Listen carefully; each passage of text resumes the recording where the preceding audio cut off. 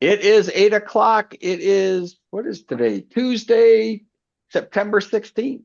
Yep. And this is DMR Tech Net TV with the Michigan One DMR Tech Net team members and guests and so on. Our topic tonight will be the OpenGD77 software, firmware, and how to utilize it. We'll get into all of that in just a minute.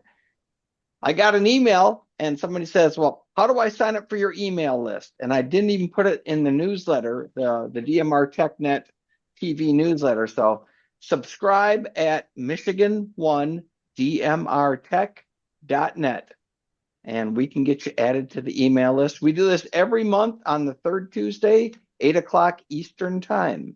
Doesn't matter if it's daylight savings time or not, 8 o'clock Eastern, and we are live with that. So welcome everyone.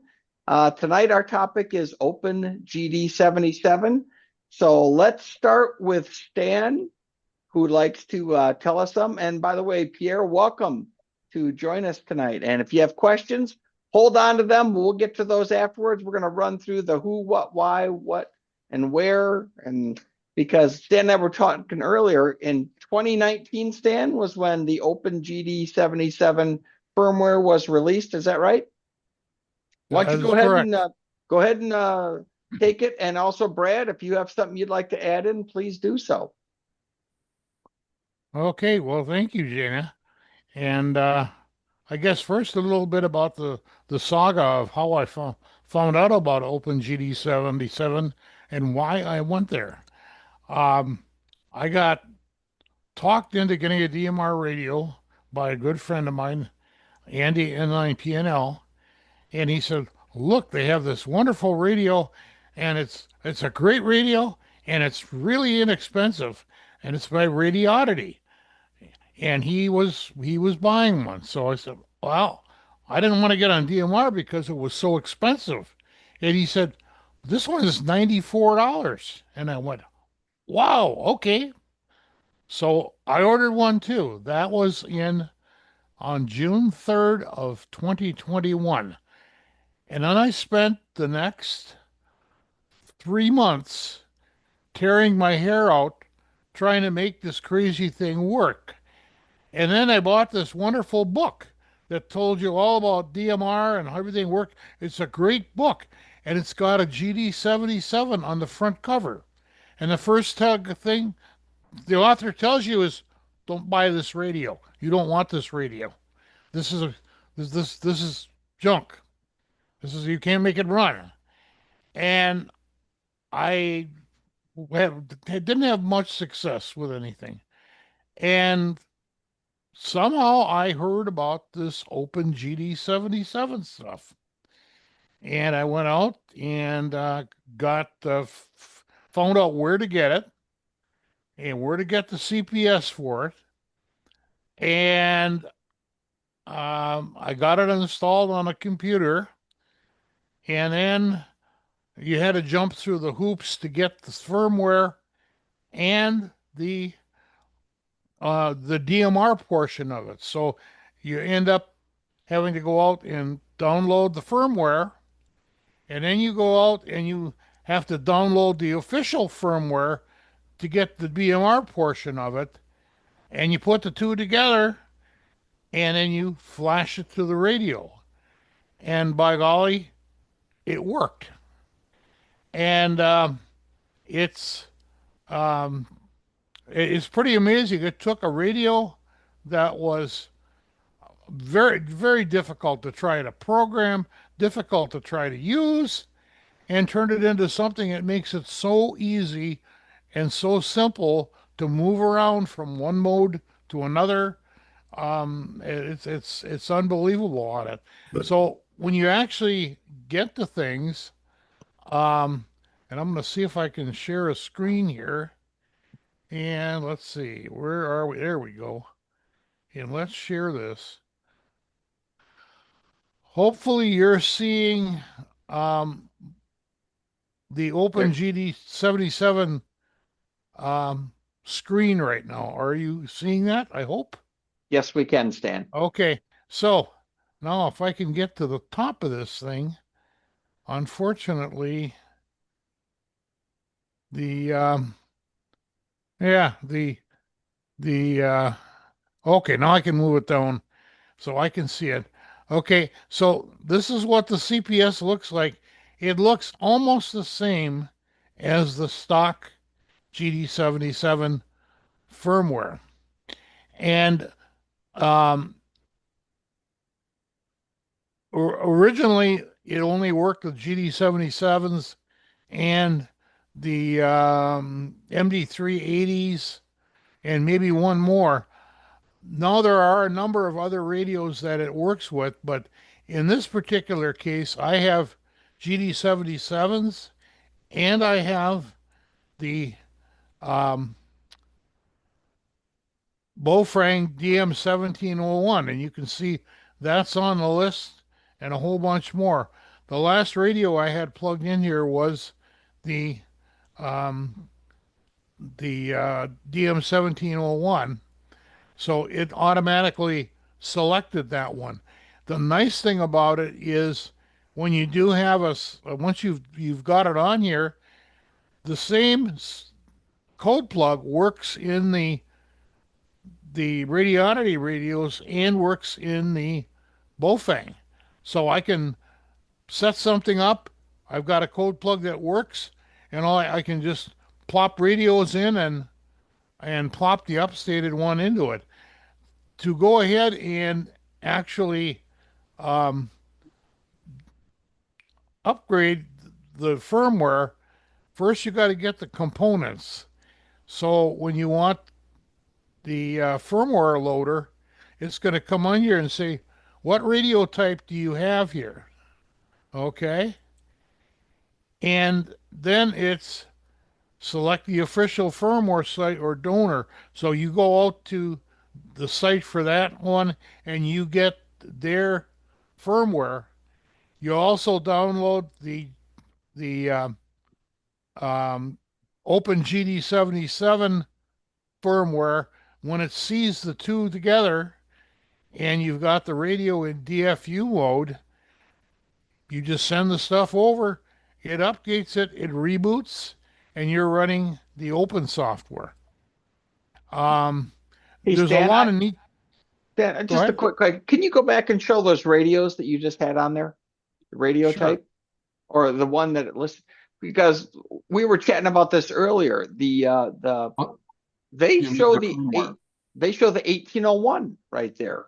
I thought we mentioned that that was not covered I with the D Baofeng 1701 and the 1801. is it But they are showing an 8201 in here. or is that the one that So you hooked up to I it? that well the one I hooked up, I have a DM 1701. So I'm either using the GD77 radio or the 1701, and I've got probably four of each. Um, and one of the nice things about the running this software, this firmware, you can turn around and turn your radio into uh, a hotspot. And the nice thing about it is, so you run a little Raspberry Pi Zero uh, connected into the K-type connector, and when in the Pi-Star software, you select the OpenGD77 hotspot and as the modem, and you can take this thing. I took one, put it on a 125-foot tower, bump the power up to 3 watts, and you could dump it anywhere you want. And I got an 11-mile range on my hotspot. Whoa. So it worked out really, really, really well. You could sit in the car with a handheld to 11 miles away and get into it. Mm. So it works quite well. Um, the it's very easy to do nice things like if you want to download the call sign database, all you got to do is select it in the menu, Okay, which ones do you want? What region do you want? Select where you want to download it from, and I'll take it from radioid.net. Flip a download. It puts it all in. Let's see if it will do it for me here today. Now it's downloading the database, and it's going to put it in the correct format. And all I need to do is tell it to send it to the radio. I don't have to play with databases and play with anything else. It just does it. And it makes it real easy to update your call info. And I'm going to just stop this for now because I think it's going to take us a while to get it all because I'm eating up a bunch of bandwidth here. But let me show you something else. Okay, another thing in the extras, um, you can also do GD77 support, and over here it's install satellite KEPs. So this thing will do satellite reception. You can get the International Space Station stuff on slow scan. There is about between 6 and 10 popular amateur satellites. They have all the information um, written down for. Alan, go ahead.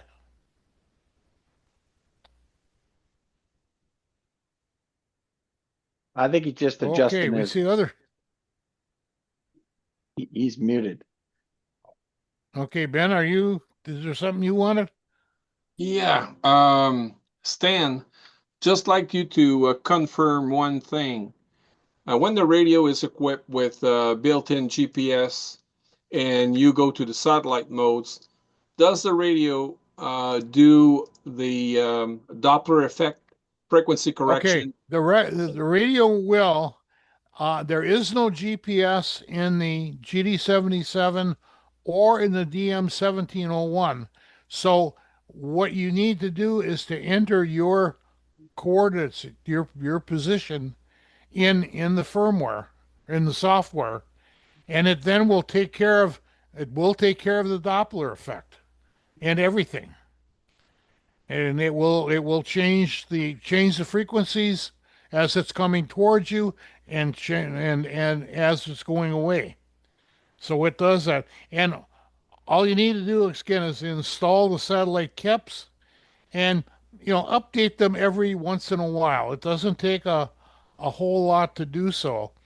The other thing between the 1701 and the Radionity GD77 is the 1701 has a real-time clock built into it. So you can, put the firmware, your position in it. You can install the KEPs. You can turn the radio off. You can turn it back on, and you can uh, go, and everything is still running, and everything is synchronized.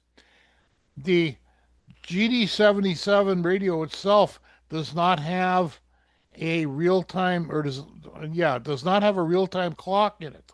So when you put all this stuff together and you do it and you're done using the radio for the day and you turn the power off, it that goes away. So there is a system where you can turn on a function within the radio and it will keep that clock running, but it is going to eat power even though it's turned off. So your battery will go down accordingly. And it's not too bad, but it will use battery power on it. You notice other things that the Radionity and they happen to do is you can write voice prompts to it. You can clear those prompts, do some other neat things with it. And again, here we're reading and writing the code plug from it. The code plugs are pretty basic. The nice thing about this is you have your your contacts, and that's all they are. They're just either talk groups or um, direct information. So let's say if I wanted to contact Andy, I mean, when I open that up, that's what I've got. I've got his DMR ID in there. I said it's a private call, and um, that's all there is to it. That can be used anywhere. Any of these can be used anywhere. So all you do is put in a digital contact. Now, when you get down to channels, here are your channels. And each and every one is just a little bit different. So here's let's say this is the hotspot I'm on right now, and this is actually a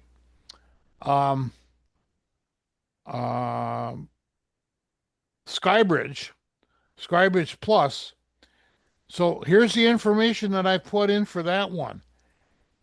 That's all that I have to put in. I don't have to put in this information for a specific contact or anymore. So it's kind of like a cross-point switch.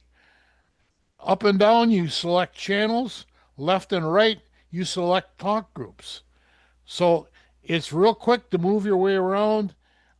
You have to do a lot less programming than you would do, let's say, if you're setting up an Anytone, because or one of the other radios. For example, Radioddity has a GD88, which is a wonderful radio. It's got dual front ends in it. It's a great radio, but every talk group that you want, you've got to put a channel with it. So if you have two different talk groups or two different hotspots that you're using with the radio, every talk group is going to have two entries.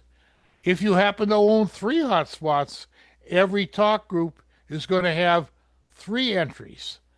So you do an awful lot of typing. And in that particular radio, you can't copy and paste and you can't duplicate. You have to create them all by hand. Again, more hair comes out. This system is real easy to use as far as I'm concerned. And again, you can save things. Oh, this is the code plug that I have in the radio right now, and I think I added. Let's see if we can even see it here. Is that the DMR channel up in Marquette? I've got it in here somewhere. I think I've got Keweenaw BM and Houghton BM. So all I did was add their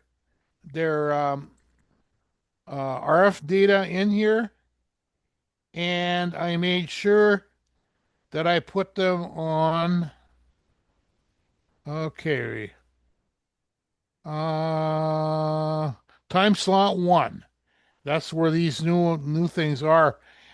But with the OpenGD77 on in the radio, all you have to do is hit your asterisk key, and that will toggle it between talk group 1 and talk group 2 on the front panel. So it's real easy to be able to move around with that. Okay, I'm going to stop that share, and then I'm going to close my mouth for a while and turn it back to Dana. Well, I was going to say, let's go down to Brad. Brad's a good evangelist of the OpenGD77 software. Brad, what would you like to share with us tonight? I think Stan pretty much nailed it all and then some. For the most part there. One thing I can say about OpenGD77 is it's in its name. It's open, so it's open source. So if you're a programmer and you don't like something about it, you can go in and change it and share those changes with other people and no one will say anything to you because it's an open source firmware, which is nice about it. That is cool. Can you answer a question? I see Ben's got his hand up.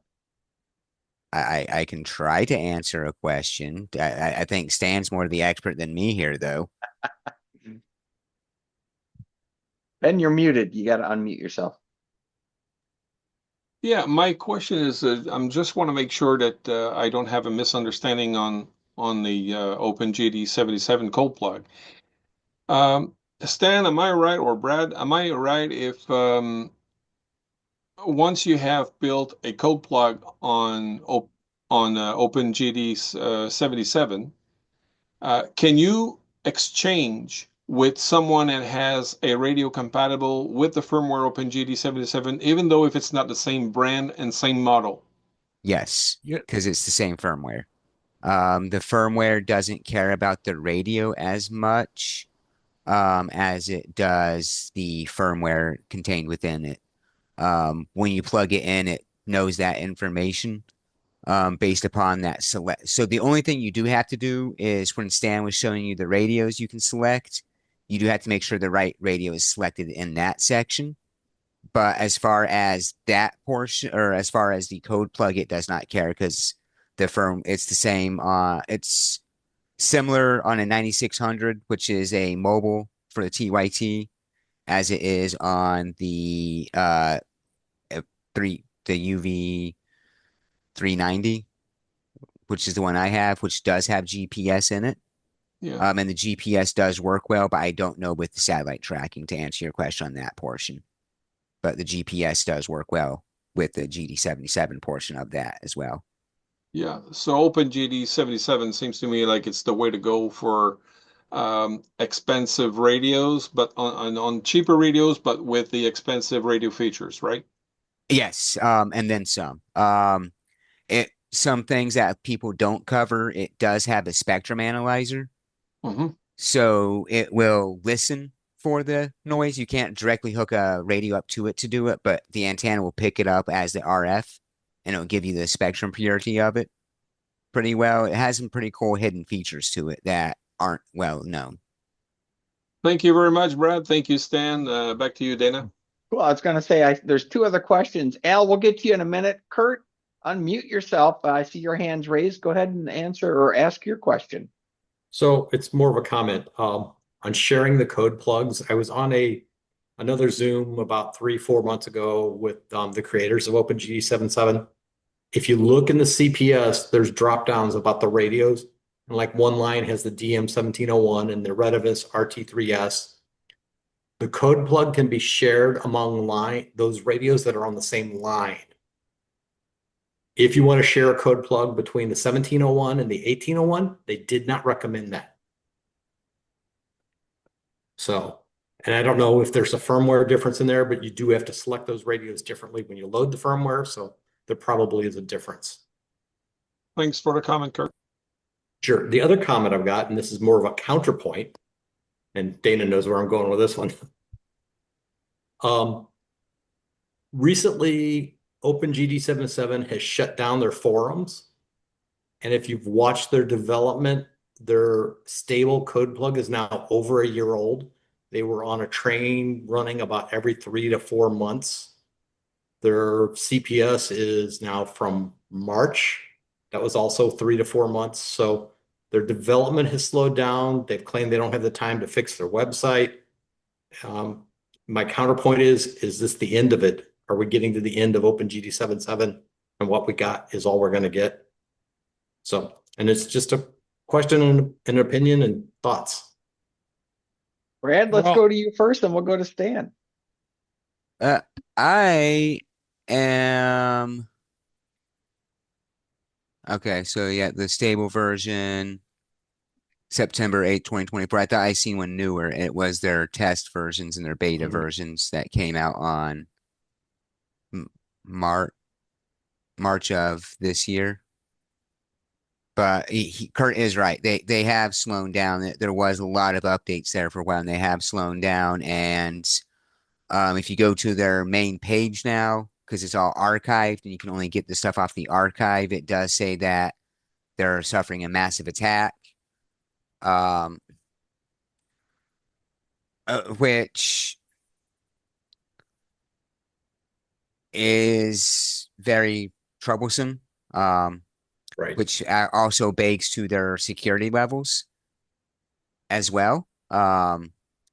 I do IT, and I do IT within a healthcare organization, so I understand the need for high security protocols. GD77 doesn't need the highest security protocols, but there still needs to be something that could prevent this.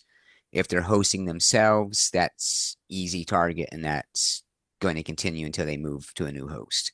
Mhm. Stan, But I don't know the full picture either. Yeah, any additional you want to add, Stan? Well, two things. Okay, I'm able to share code plugs between the DM1701, which is on that big long line with a whole bunch of radios, and the basic GD77 radio. And I get through programming one, I change the cable because the cable for they each require a different cable, and all I do is change the cable and say send the code plug, and it works. Yeah, So I understand. The authors just didn't recommend that. yeah, and so I've been good with that. Okay, I'm not one for running the latest and greatest. In some instances, I am. So if you've got um, a mic radio, M1KE, I'm out on the bleeding edge with that one, and I expect there to be some problems with it. I took the OpenGD77 up to a point where beyond that I was getting, oh, there's some bugs in here, or don't do this, it's doing this, it's doing that.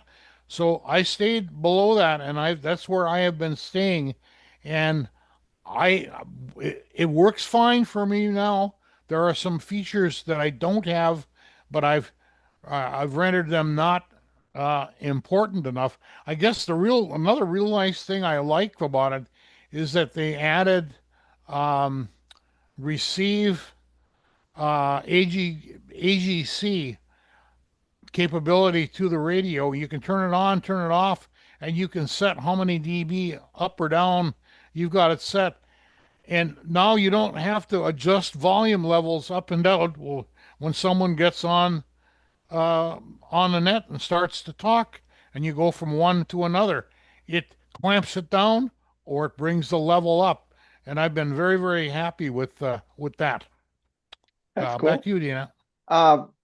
Ben, hold on, we'll get you. We got Alan next. But first, I want to say that the GD77, the Open GD77, the lead developer is Roger Clark, VK3KYY. I wrote him several times, but he did not respond back. I tried to get him on the show, and actually somebody from Australia wrote me saying, get him on the show. So we tried. Alan, where are you at over there? I'm looking at my screen. There you are. You got good. You're unmuted. What is your question? Well, I not really a question. I was just going to bring up the fact that I got a message that their forum had shut down because I had registered for their forum, and that they were being attacked, and that none of them had enough time to rebuild their site, and I guess it looked like the future is kind of dubious right now. It looks like, but I did pick up a 1701 off AliExpress before the tariffs kicked in. I'm glad, and it came, and I got it. It already had the OpenGD77 installed on it, so I've been just beginning to play around with it a little bit, and I'm gonna download the CPS and start trying to program it. But it was all pre set up with the with the OpenGD77 on it, and it's a nice radio, and it was reasonably priced. But it looks like now when you go to AliExpress, they're talking about having to arrange to make your tariff payments, whatever port they send it to, or something like that. And I don't know. It's like it's getting really complicated now. But anyways, that's pretty much it. Well, Turn it thanks back for your, over to you. yeah, thanks for your comments, Alan. And I was going to say, always buyer beware. Anything you buy on something like that. Brad, let's go back down to you. More comments. I have no additional comments. Okay. And Brad, can you explain to me? You said it was really easy to add or put a talk group in. Say you are talking on one talk group and you want to go to a different one. Can you explain the process to do that with the OpenGD77? Um, you go to your disconnect channel first, disconnect, and then go to your talk group you want if it's not programmed. And this isn't exclusive to OpenGD77. Matter of fact, most DMR's radios will do this. I don't know what key it's going to be specifically on your version or flavor, but typically it's the pound key. It will put you into talk group entry mode, and you can just type in the talk group, press the green button, it puts it in temporarily, push the PTT key, and you're on that talk group. And like I said, that's not a GD77 specific thing. That's most radios will do that in some flavor. Now, however, one thing I have noticed is GD77 versus other CPS or other radios I've seen, you actually have access to your entire contact list from any zone you're in. It does not matter. If you want to go to a talk group that's not on that zone, you can go to your contacts and access your entire contact library. You can actually add contacts on the fly that way if you learn about a talk group while you're out and about. So visiting a different area, like, oh, this is a talk group they use here. Oh, this is a cool one. Let me add this into my contacts. When you get home, upload your radio into your CPS so you've got what's on your radio and you're done. I mean, that's one thing I haven't seen on any other DMR radio is the ability to add a contact on the fly. That is cool. And if That there is is, I haven't seen it. I don't want to say it doesn't exist on that. I see N8TJ. Tom, unmute yourself. Tom, we've had Stan go through and do some screen sharing, and then Brad was talking about the radio. I know you use the OpenGD77 firmware. Your thoughts on it? Yeah, what Brad was just talking about is my favorite thing about it. I didn't know every radio does that, but I'm sitting here with UV390, and it's pretty much, I would say, I have this and I have the GD77 radio itself. They're very much similar, except for the side buttons. All my radios are packed up. I only have this one out for DMR use. So I can't look at the moment. I can't remember, but there's a button at the top of the GD77 that the TYT doesn't have. So I literally would have to go and use help, look something up real quick for there's so many features, I use the up arrow and I use the right turn, left turn. I use the hold down the lower button and then up arrow for more power, down arrow for lower power. Right now my hotspot's out in the garage, so I'm up to 750 milliwatts. I'm basically running legal limit on DMR almost here. So normally I run 250 milliwatts, which is another unique feature of GD77. I don't think you can do that, I don't think you can go any lower than that. But I'll tell you right now, I can go down to. I go down to 50 milliwatts most Oh of the yeah, time. I go down to 50. You're right. Yep. So I'm running 750. So I can only transmit a duty cycle. I just got to go easy on that 750 milliwatt signal. The neighbors are going to complain probably, but it's because I'm probably 20 yards from my hotspot right now. So sorry I'm late. You guys been having a good discussion? I would think so. I hope so on that one. And we've got some new people that we're kind of curious. We're going to get asked for some questions and comments a little bit later on. Stan, anything you wanted to add about the website issues that they're having currently? No, I have not even looked at the website in quite a while. As I say, I'm happy with the way things are running right now. So if it's not broke, don't fix it. So that's what I'm going to do, and if there's something new or a new feature that I would value and would be valuable to me, then I would go out and search and do a little research and put it in. But right now, I'm happy with it, and I've got just about every one of my radios is on OpenGD77. They're all at the same level. I do have a couple that are running stock firmware, and I just take them out and play with them a little bit and sticker and then put them away. Another one of our DMR TechNet team members, Rick 88KN. I believe Rick has also upgraded one of his DMR radios to OpenGD77. Rick, you want to tell us a little bit more about that and additional comments you have? Okay, a little bit. I've got the TYT MD 380, 390, whichever it is. And I bought it specifically to run OpenGD77.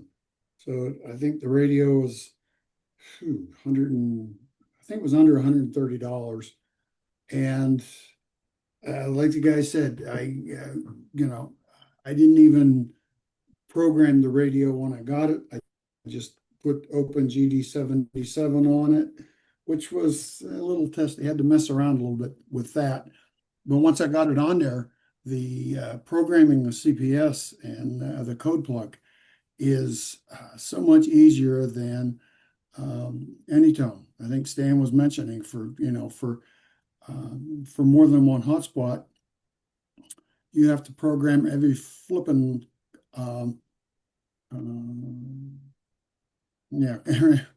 talk group for every hotspot. So you end up repeating things umpteen times, and you have to go through, tricks, copying, pasting, changing frequencies, and fiddling around like that. And with the OpenGD77, you've got your contact list, you got your zone. You got your hotspots or repeaters in there, and you marry the two together, and off you go. It's very easy to do. I haven't messed with the satellite stuff too much, which is of interest to me, and I just haven't had time. But when you load the Keplerian data in there, it finds it. You have to turn the GPS on, which sucks up more power, but it will find the radio satellites for you, tell you what time they're coming over, what angle they're at, or their apogee, where their highest, what the highest angle is, and yes, as advertised, it's supposed to take care of Doppler effects. So one of these days, I'm going to get the Arrow antenna out with this thing and try to see what I can do. But that's where I am with it. I haven't tried to update since I loaded. It's been what, year and a half ago, and it's really unfortunate that the OpenGD77 website got attacked and their forum got attacked, and it's just too bad. It's too bad they just can't get somebody to rebuild it real quick. Maybe Steve could do that. He does Yeah, websites. Steve could do that. I used to be able to do that stuff, but not anymore. I'm out of date. You learn how they're hacking it and what they do, they'll come up with something new. So unless you're on top of that all the time, and that's what your specialty is, they'll get through. So yep.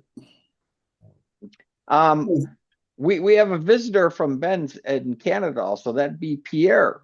Pierre, thanks for joining us tonight on DMR Tech Net TV. Did you hear some interesting stuff? Do you have any comments or questions you'd like to share? Okay, good evening, everyone. Yeah, I've been listening all along. And like Ben mentioned before, I was using DMR for quite a few years. I was running, still running though, the ALAN's HD1, which is not compatible with GD77. So what I've done is I bought the Retivis RT3S, and I'm trying to load the firmware, but every time I try to load the driver, it gives me the wrong driver. It always says digital radio connected to USB, something like this, and that doesn't give me the chance to load the firmware. So I'm still working on this and still reading, trying to find out how to go about, and eventually we will find out. So back to you, but I still listen to the evening. Well, cool. Thank you, Pierre. Stan or Rick or Tom or anyone else, if you guys have an answer to Pierre's question about the wrong driver. I haven't heard problems with drivers or problems with any of the downloads or anything. What was the radio, Ben? That was Pierre. Yeah, Or Pierre, Pierre's I mean, radio. sorry, Pierre. Yeah, Pierre's radio is the Retivis RT3S sugar. So whenever he tries to load in the firmware, OpenGD77 firmware, it comes up with kind of a error message. So he didn't find out yet how to put in the firmware within this radio. I don't know. I don't have that radio. Yeah. Speaking of Well, radio, you know what, Tom, your UV390 is exactly the same radio, but on a different. It's branded Retivis instead of TYT, but it's the same radio. Would that make a difference in the drivers, though? I don't think so. I loaded this probably 2 years ago, so I don't, and it took one attempt. It took 10 minutes to load GD77 on this, so I'm not sure. And that was the previous version. There's one newest version that I didn't upgrade by Stan's advice if it's not broken. So it's the previous one. Maybe that would help. Go back one version of OpenGD77. See if the drivers work with that. I mean, might not be too easy. Right? Okay. I'll look into this. One thing I was looking at, I went to the archive website, and Brad and Stan and others have mentioned it doesn't work on every DMR radio. It only works on certain ones. And right now we're having an issue with one that it should be. But it says the firmware for the GD77, GD77S, DM1801, DM1801A, RD5R, MD9600, the RT90, MD-UV380, the RT3S, the DM1701, RT84, MD2017, and finally the RT82 or RT82. Those are the ones that shows that it works on. I'm wondering if they could if it's supposed to be open, why doesn't it work on other radios? Because all I've got is Anytones, and it will not work on those. But it might be kind of nice if someone could figure out a way to port it over, or maybe try some different stuff. Kurt, what do you think? Well, on the driver issue, I kind of remember having to load an STM driver set prior to connecting the radio. But once I did that, I didn't have any issues. And I do have an RT3S. So I'm not sure what the issue is there. But as far as your comment, Dana, I think a lot of the OpenGD77 software, OpenGD77, I think I threw too many sevens there first time. I think that's all focused on the STM32 processor. So as radios change processors, they're not compatible anymore. So, and that's one of the differences between like the 878 and the 168 from Anytone. They have different processors now in them. And get ready for the 890. Maybe later this fall. My guess is the way that Anytone does stuff won't be till next year, but we'll see. Yeah. I'm waiting for an upgrade to the 578. It depends which chip you have. I got different chips in them. So I got 3 of Oh, them. I've got an antique 578. Stan, additional thoughts you'd like to share? Not too much other than um, maybe I've had good luck with things with older models, non-upgraded, not the latest greatest version of things. Um, I really have not had any difficulties. The only one is picking the right cable to plug in to the radio, and I finally got down to labeling each one as to what radio it worked for, and all of them go in a bag, and I take them out, I find the one I need. When I get done, all of them go back in the bag again, and that has worked out well for me because they're all just a little bit different. Most of the radios that I've got were not purchased new. They were purchased as either used or open box, or somebody bought something and they decided they didn't know what they were doing with it, and they put up for sale right away at very reasonable prices. So, I was picking them up for 40, 50, $55 or so for a radio that was listed as used, and I still had to peel the clear plastic off of the case and off the display and everything else. So, um, That's one of the benefits of DMR. There's some the used equipment's barely used in a lot of cases. right. I was looking, I remembered in April of 2025, so in April this year, there's an article using OpenGD77 to work FM satellites. That's an article there on page 36 of that QST. So I've never worked satellites with it, but that would be kind of fun. Yeah, it works very, very well. I've done the International Space Station with that radio and the Arrow antenna anytime they have an opening or an event, and we have a lot of fun with it. Did you see the Northern Lights up there, Stan? I did not watch them, but there's lots of pictures from people that did, and they were absolutely beautiful. Yeah, it must have been wild. They were Yeah. seeing them even downstate a little bit, which is pretty amazing. Yeah, yeah. I have a question for Bob, KB8DQQ. Bob, if I'm not mistaken, you've got the MD, is it the 380? Would you consider upgrading to the OpenGD77 based on what you've heard tonight? You got to unmute yourself. At this stage of my infancy in DMR, I'm with Stan. If it's working, use it. If it's not working, then find out why and what you can do to make it better. And at this point in time, I'm so happy that it's just working and I can talk with people on it that I'm not worried about all of the different things that are available. Now, when everything goes away and I have to, then I'm coming to your house. Tom or Stan or anyone else, what arguments would you use? Or Ben, what would you do to convince Bob to upgrade? Well, me personally, I'm a satellite guy for over 26 years now.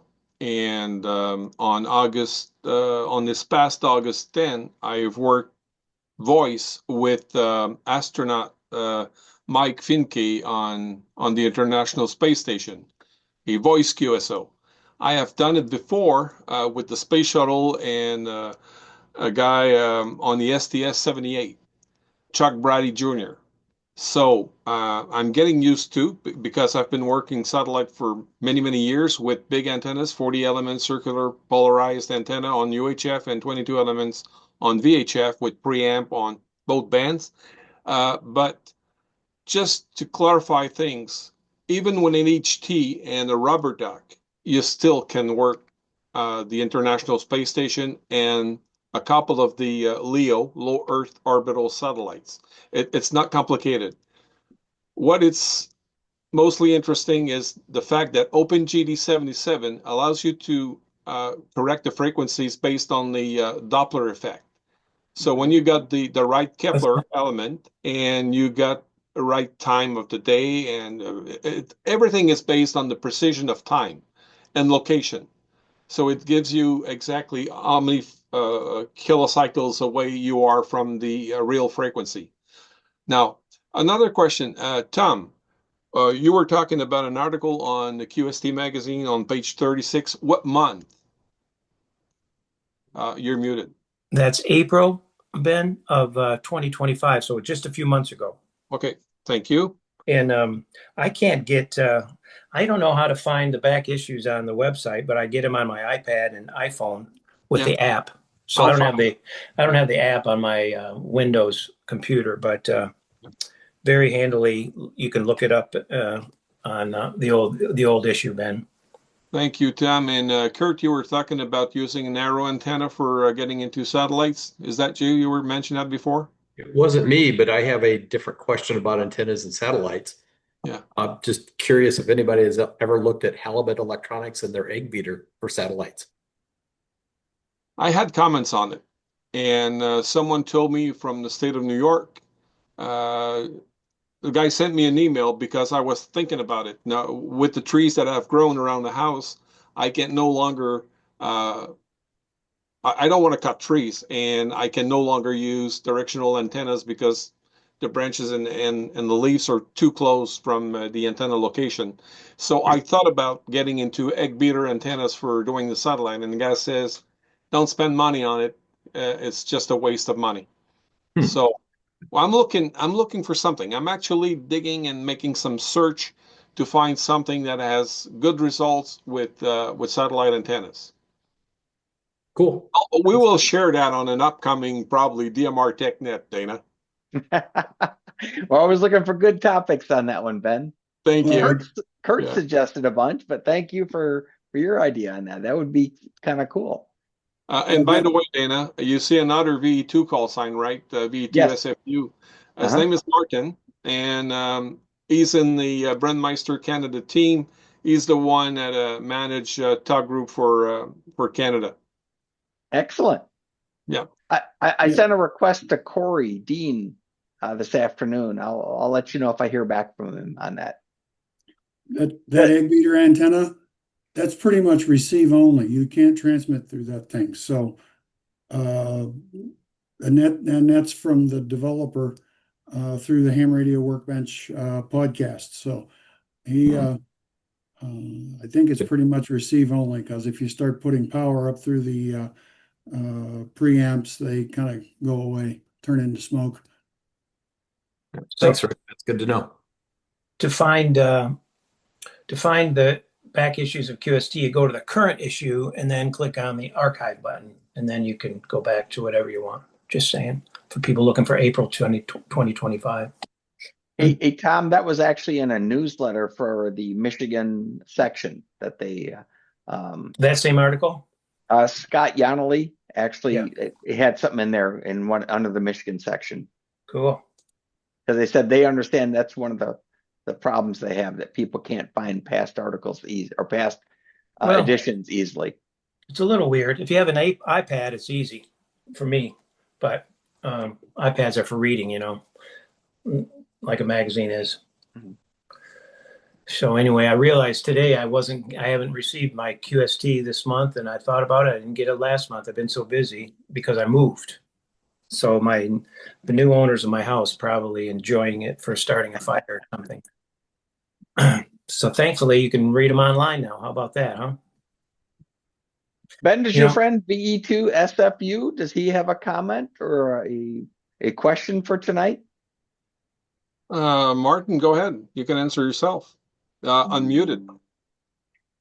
Oh, he says he just told me that he has no camera and no microphone. He's going to be pretty quiet then. We'll try to save some buck for him and get him one.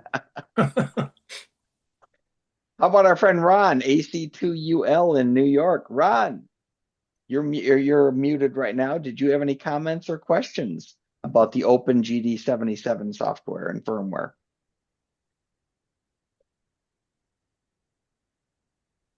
He's really muted. He is really muted on that. I don't hear him at all. There's someone named Steve. I don't have a call sign. Not Steve Sutton, but there's another Steve who's also muted. Did he have comments or questions?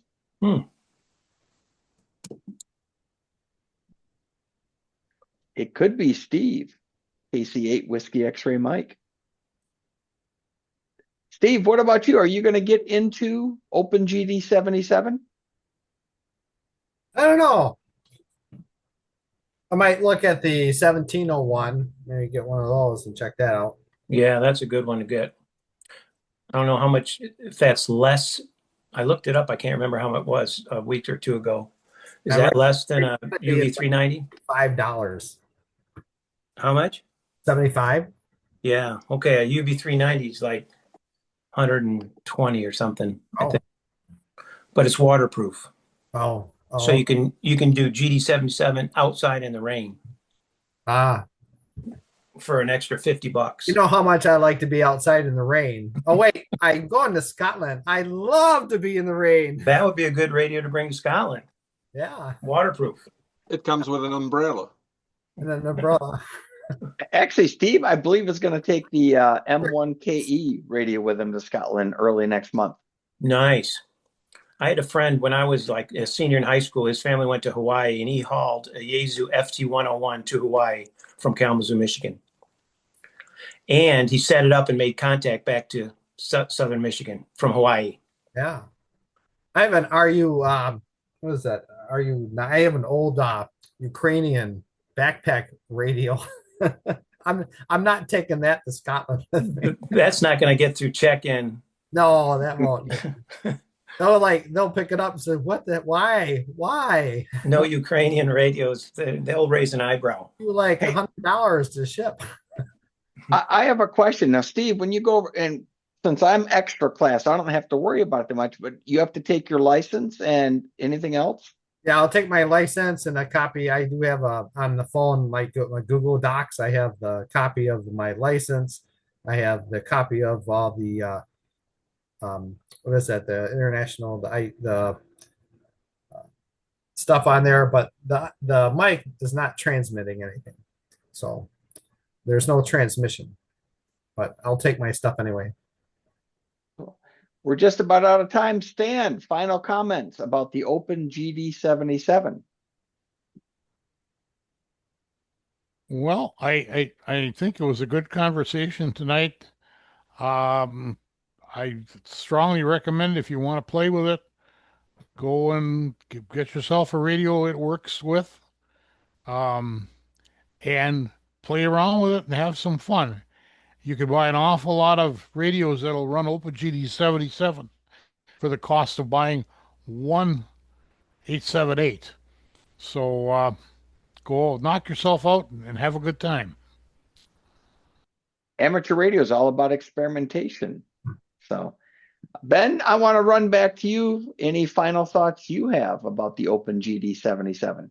No, I just like to thank Stan and Brad. Tom and all the guys that made comment about tonight's topic on OpenGD77. We know more now, and thank you, Stan, for sharing your screen. It did gives me a very good idea of the cold plug, what it looks like, pretty much like any other brand or regional brands. And I do have an 878 and a 578 radio from Anytone, and I bought it because it has the satellite capability. And like you said, we can buy cheaper radios with same features for pretty much less. So thank you. Always interesting, by the way, this DMR Tech Net, and also on Mondays. Now I set my Mondays on DMR Tech Net 31266, and like you see, I'm talking to a lot of my friends around and listening. We're learning a lot, and we could share what we're doing here up on the northern part of the border, and I think everything mixed together gives us better understanding of this DMR protocol. I agree, Ben. Thank you for your comment. And by the way, in case you're curious, you know what our topic is next month for DMR Tech Net TV? No? You might want to help us with this one. It is discussing using Brandmeister's self-care and hose line. Yep. Yeah, You know sure. anyone that could help us out with that one?